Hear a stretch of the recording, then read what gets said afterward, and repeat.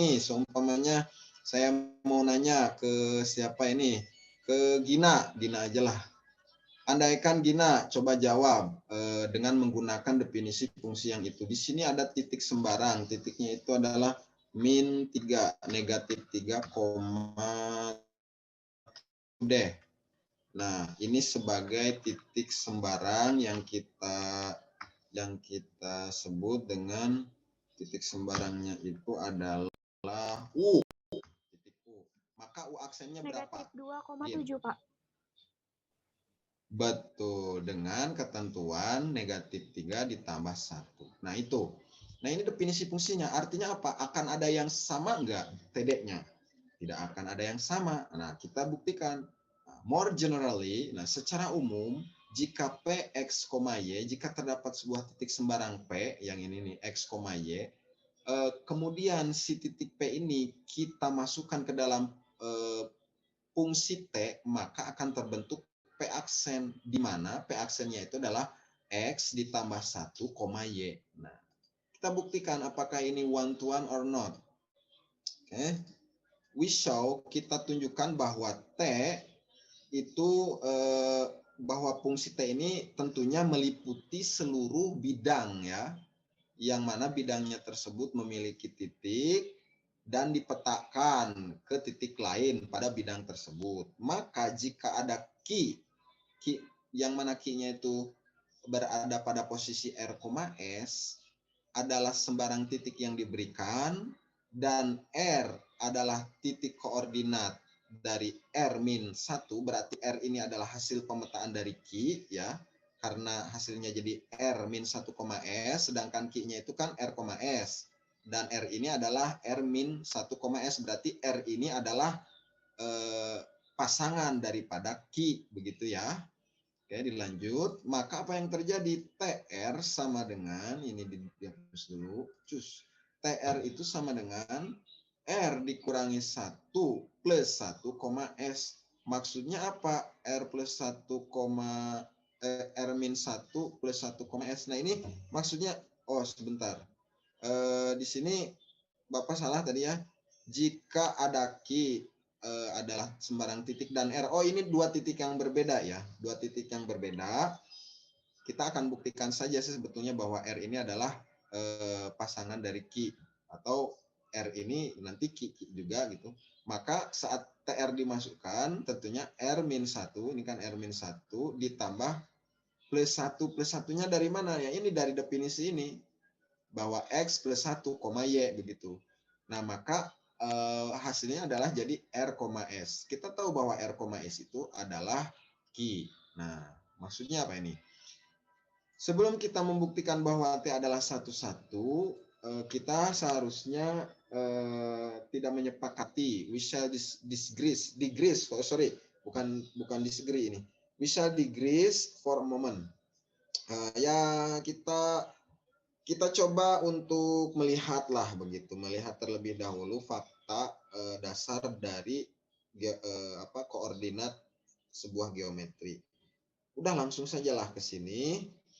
Maksudnya apa? Maksudnya ini adalah saat T ini adalah sebagai sebuah pemetaan, andaikan ada sebuah titik E, di mana titik E ini adalah di E dengan F posisinya, dan G itu adalah di G, H, maka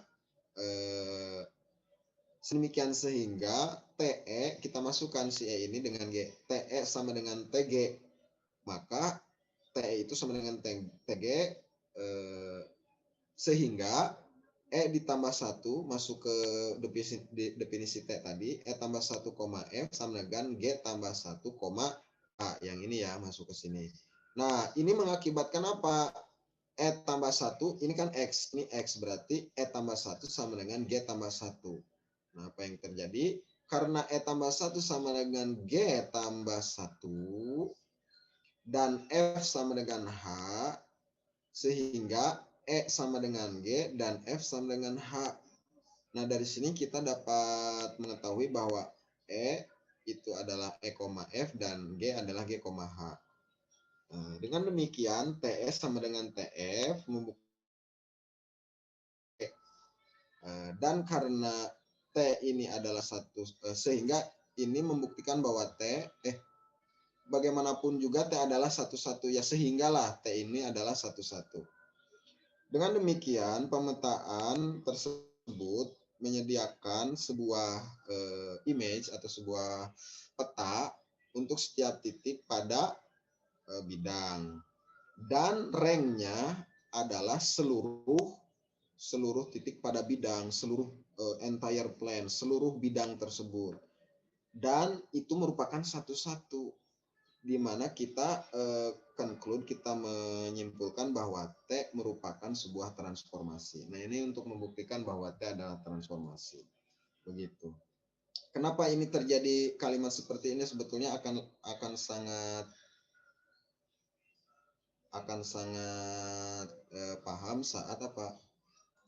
Saat kita membaca dulu kronologis yang ada di sini.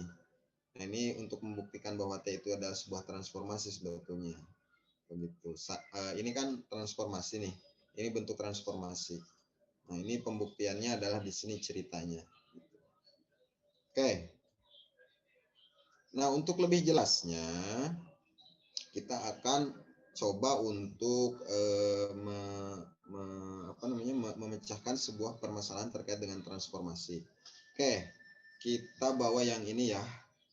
Kita bawa yang ini.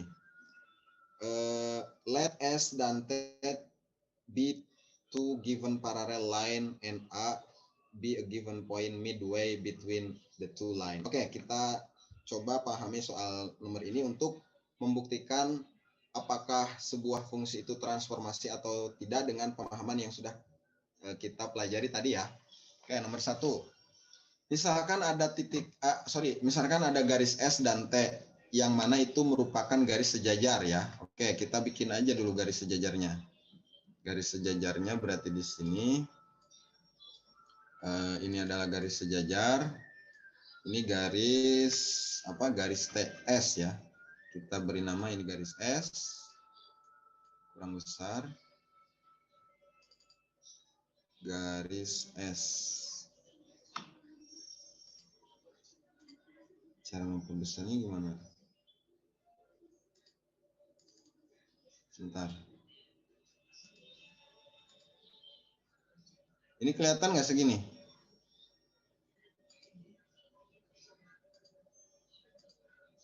Mungkin Anda sudah malas ya belajarnya. Kelihatan nggak nih? Kelihatan, Pak. Kelihatan, cuma kalau misalnya zoom. Oke, saya perbesar lagi ya.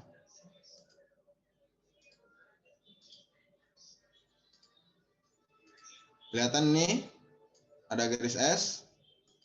Kelihatan, Pak. Oke, kemudian setelah itu ada garis T yang merupakan dan garis T yang sejajar ya.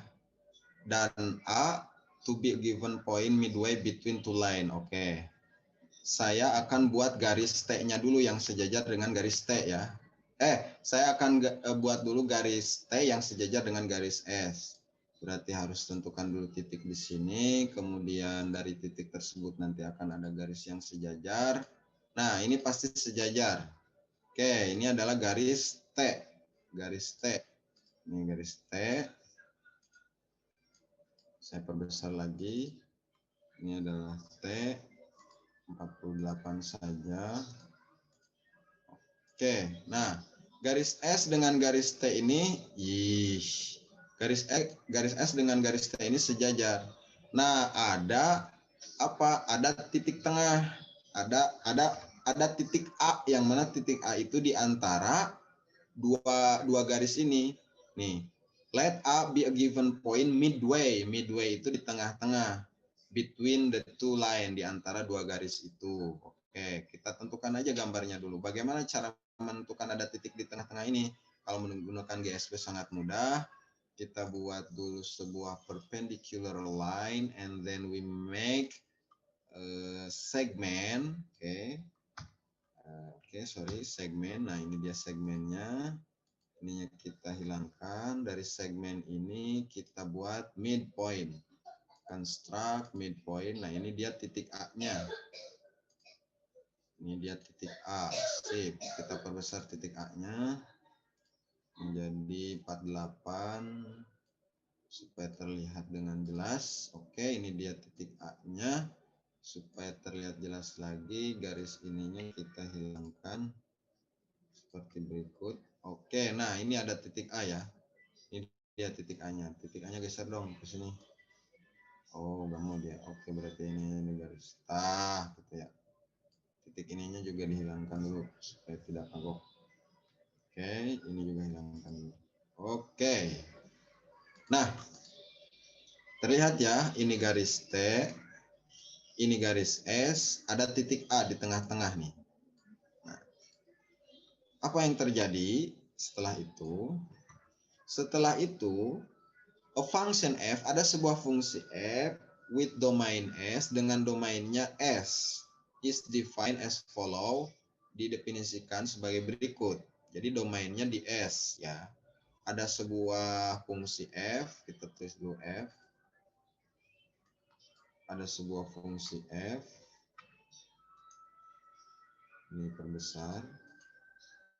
8. Ada sebuah fungsi f, yang mana fungsi f ini domainnya adalah S, garis S, definisinya sebagai berikut.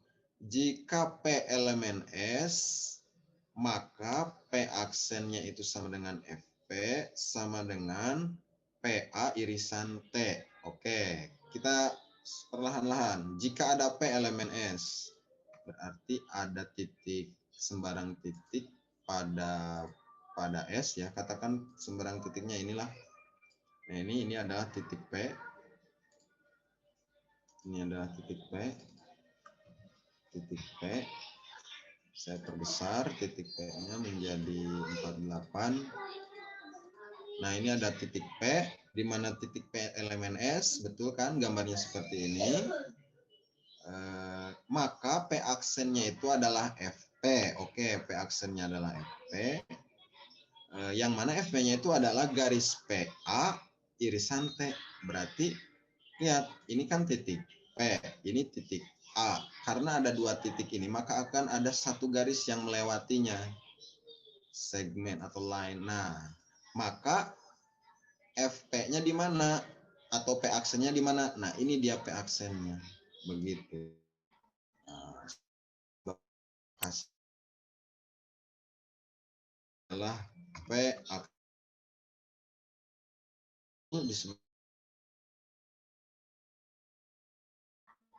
Nah, ini dia. Ini fungsinya.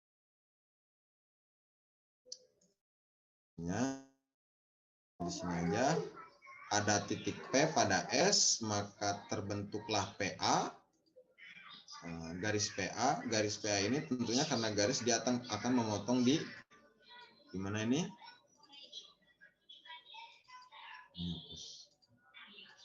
Akan memotong di garis T, begitu ya, atau P aksen. Nah, sehingga didefinisikan PA irisan T. Nah, ini kan PA-nya ini PA garis memotong di T P aksen, atau bahasanya PA irisan T. Oke.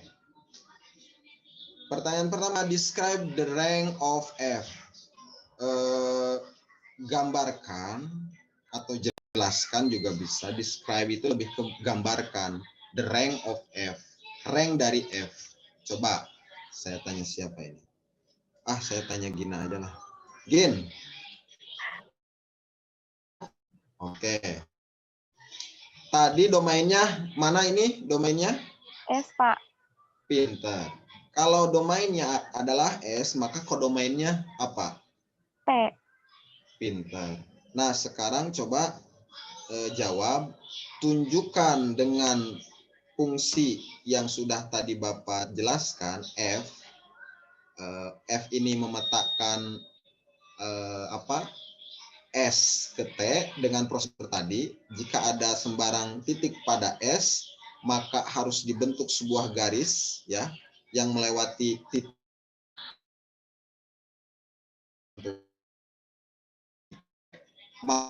Kira ranknya di mana?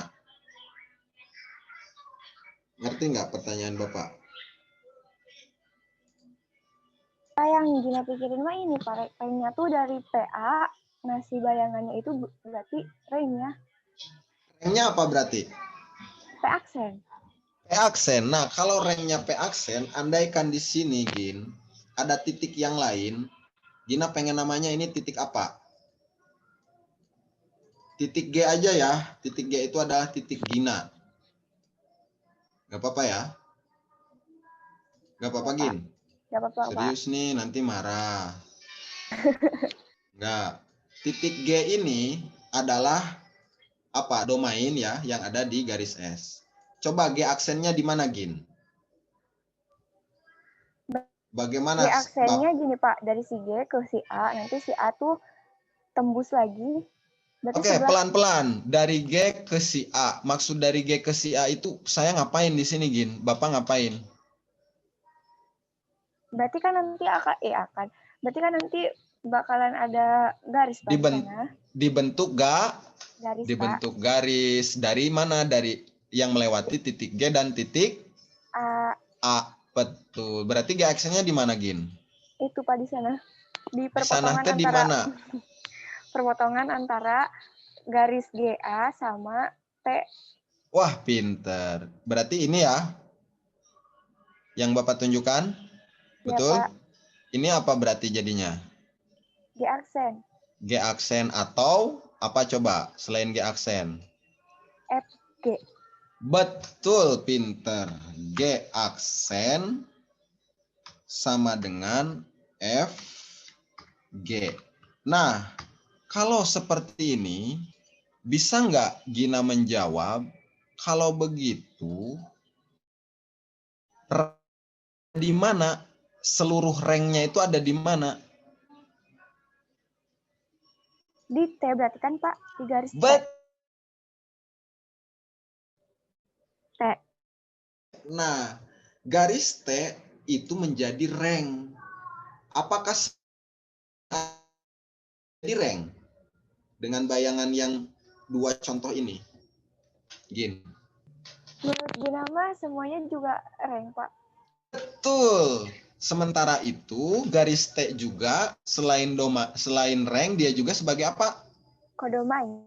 Kodomain. Artinya seluruh anggota kodomain menjadi Rank. Menjadi rank. Kalau seluruh anggota kodomain menjadi rank, berarti seluruh anggota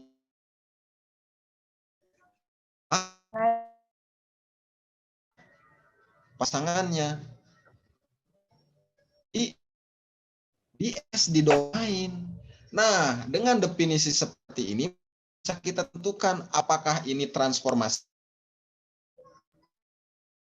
Transformasi, Pak. Transformasi karena apa? Karena F. Tuan onto dari bidang S ke bidang T. Betul, karena F ini adalah fungsi satu-satu atau F ini adalah one to one, plan to plan begitu. Kan ini domain ada di bidang nggak? Ada dong, masa garis S ini nggak ada di bidang? T ini apakah ada di bidang? Ada dong, begitu. Berarti ini merupakan transformasi begitu. Paham ya Gin ya? Insya Allah Pak. Nu bener Gin, penting mah Bapak mah Gina paham bengis lah, aman. Terus saja kan diajar ke Gina. Jangan gitu atuh Pak. Jangan gitu, gimana tuh pengennya? Atau paham bareng-bareng Pak. Ah iya. Coba yang lain, ada yang masih bingung atau sama dengan? Nah, oke, Bapak lanjut dulu sehingga yang ini adalah apa?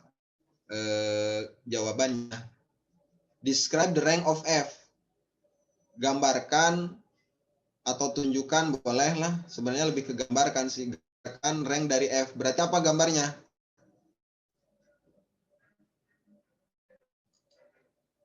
Gin, berarti gambar apa Gin? Yang tadi Pak, berarti yang ini kan Pak, yang kalimat yang PA irisan dari T, berarti yang itu. Berarti ranknya adalah T gitu.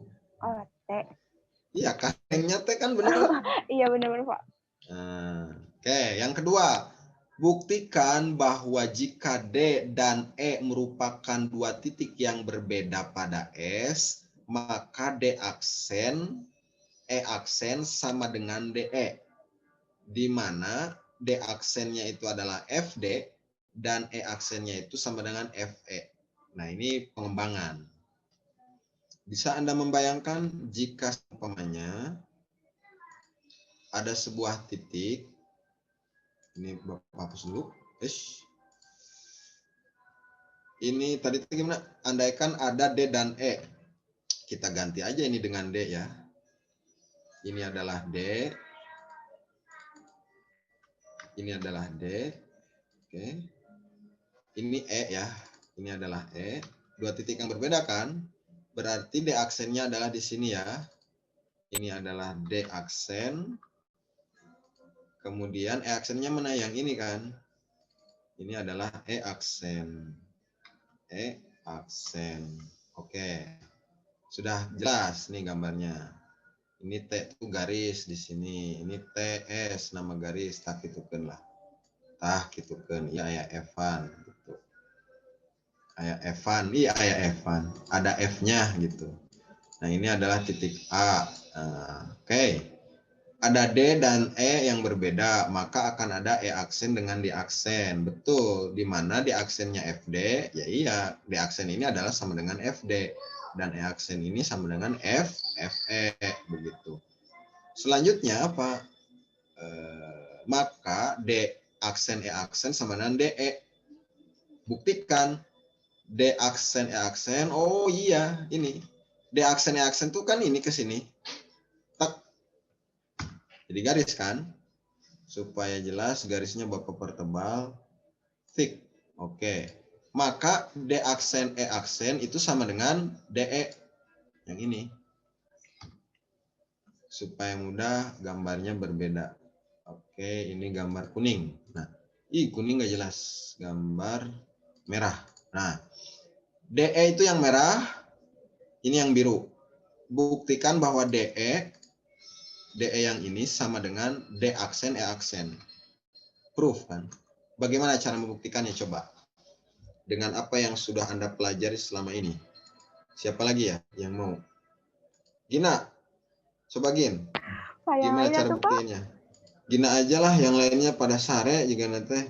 Satu nupala esok. Andi. Di. Tuh, Gin, batur mada teu ngajar awam. Sok atuh Gina tunjuk saha. Gin, tunjuk saha. Sama Bapak aja dah. Sama Bapak aja. Bapak nunjuk Gina tuh.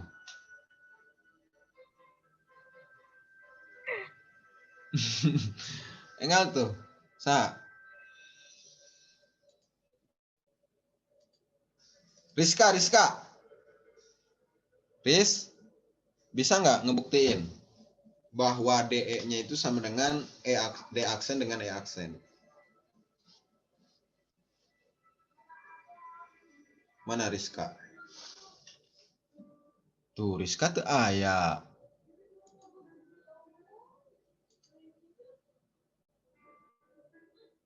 Ini berapa orang sih?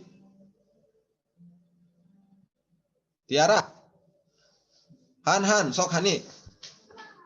Han, gimana ngebuktiinnya Han? Duh.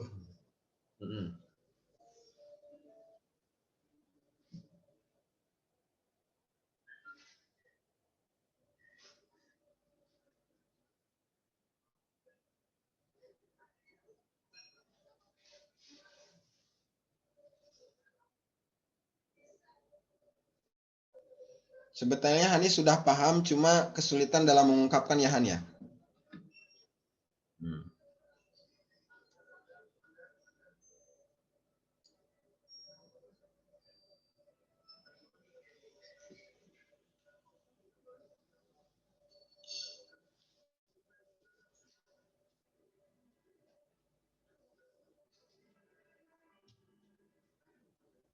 Jadi gimana dong cara buktiinnya? Oke. Ada yang bisa bantu? Gimana? Gimana Han? Rumusnya gimana tuh? Rumus segitiga. Gimana tuh? Itu mepet-mepet bener itu. Tapi kalau hanya rumus segitiga aja kan ini gak ada ukurannya. Jadi gimana coba? Rumus segitiga kan ada keliling, ada luas. Kita pakai apa ini? Nah, kalau misalnya pakai ini, kalau misalnya pakai besaran sudut itu bisa nggak, Pak? Bisa, Gin. Besaran sudut apa ini? Coba Gina. Berarti kan yang ini, Pak, kalau misalnya ada, kalau nggak salah kalau misalnya ada dua sudut yang berseberangan. Nah, itu tuh sama. Berarti panjangnya Iya. juga sama. Iya, betul. Tapi Gina salah dalam mengungkapkan perasaannya, bukan berseberangan itu, bertolak belakang. Oh iya, Pak. Nah, maksud Gina mau ngomongnya ini kan? Nah, ini kan ada A nih. Nah, ini sudutnya bertolak belakang nih. EAD dengan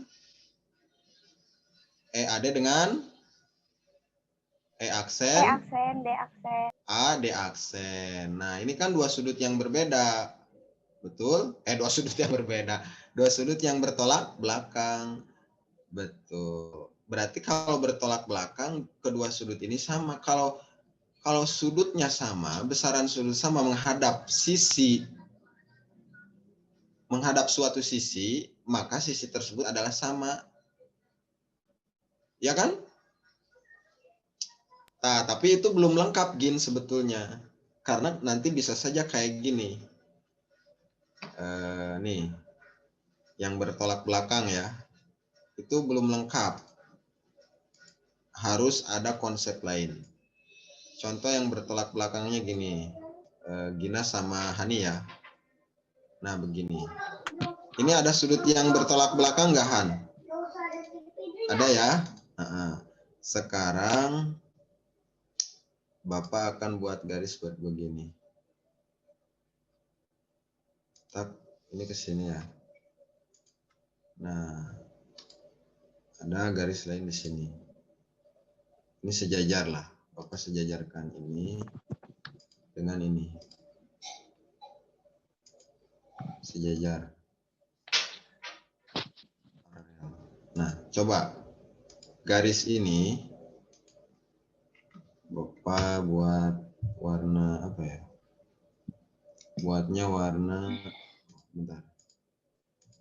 Jangan dulu tidur dong, santai dulu. Kemana? Usahain segala.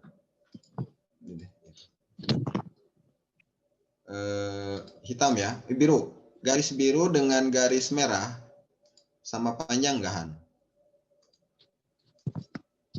Katanya menghadap sudut yang sama kan?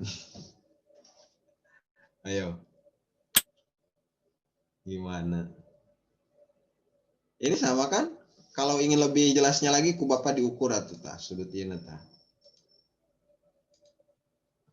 Measure angle. Berapa tah? Kelihatan nggak? Bisa ya. 54,20 ya. Ini yang ini kan? Bisi nuina nggak bohong. Bisi beda. Atau sok percaya dihitung ku Bapak. Ikan dia. Sama tuh. Tapi kita lihat coba G-nya berapa. Apa?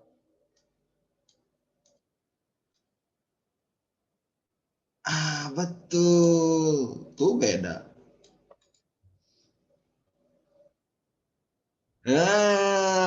Harus melihat apa begitu. Harus dilengkapi. Kalau itu hanya sebatas, itu kalau nggak salah postulat apa teorema ya. Jadi sudut yang bertolak belakang jumlahnya sama, nah itu implikasinya tidak mesti sisi yang di hadapannya itu akan sama gitu. Bergantung pada yang digantung gitu.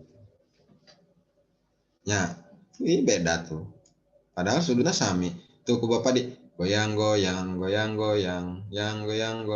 Anggar. Goyang. Tuh. Ya, kumacik berarti. Langsung saja karena sudah malam, maka perhatikanlah bahwa titik-titik yang terbentuk ini D, E, A dengan A, E aksen, D aksen ini sesungguhnya membentuk dua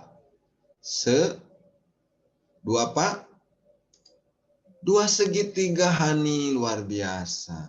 Ini membentuk dua segitiga. Nah, sehingga harus kita buktikan kalau ingin tahu DE ini sama dengan E aksen D aksen, buktikan saja bahwa segitiga DEA ini kongruen dengan segitiga A E aksen D aksen. Jadi kita kekongruen begitu. Sudah tahu cara membuktikan dua segitiga yang kongruen? Kan ada rumusnya, ada aksioma, ada teoremanya yang disebut dengan teorema si su apa lagi? Si. Kalau susu, waduh, nyambung nggak sih? Sudut. Nah, bisa nggak dua segitiga yang seluruh sudutnya sama itu disebut kongruen? Bisa. Bener atuh Ginhan. Ada dua segitiga, sudutnya sama semua. Apakah itu kongruen? Bukan gini Pak yang jawabnya. Oh, bukan Gina. Siapa yang jawabnya? Coba. Coba Menurut Gina Gin. kalau misalnya sudutnya yang sama, itu bisa ke ini gak sih Pak, ke sebangunannya? Nah, itu mah kesebangunan. Bapak kan bilangnya kongruen apa enggak nih? Kalau semua sudutnya sama. Kongruen enggak? Belum tentu Hani, luar biasa. Karena nih, Bapak mau gambar segitiga sama kaki ya. Bisa Hani menggambar segitiga sama kaki? Bapak mati bisa nage kulengan. Dan ngegambar segitiga sama kaki makanya dari. Jadi itu nama bodor tapi bis penting.